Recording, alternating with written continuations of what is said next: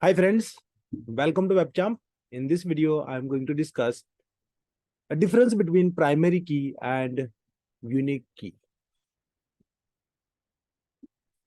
Okay, so whenever we wanted to make sure that the column of a table in SQL databases should contain the only unique values. So in that case, we can use these both the constraints, either primary key we can use or either unique key we can use.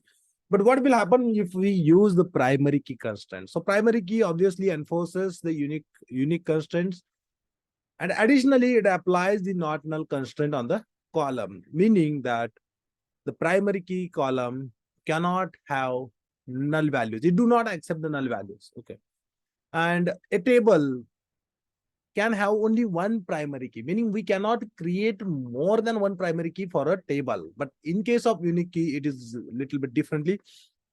Unique key enforces unique constraint uh, on the column.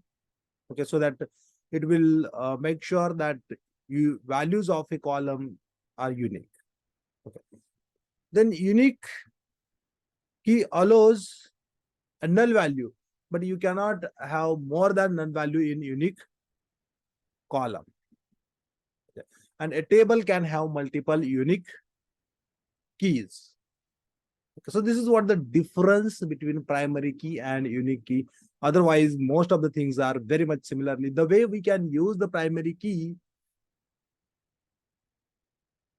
with reference to the foreign key. Similarly, we can use the unique key with reference to the foreign key also.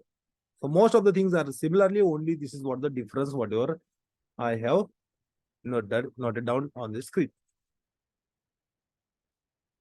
So I hope you like the content of this video. Thank you so much for watching the video. Have a nice day.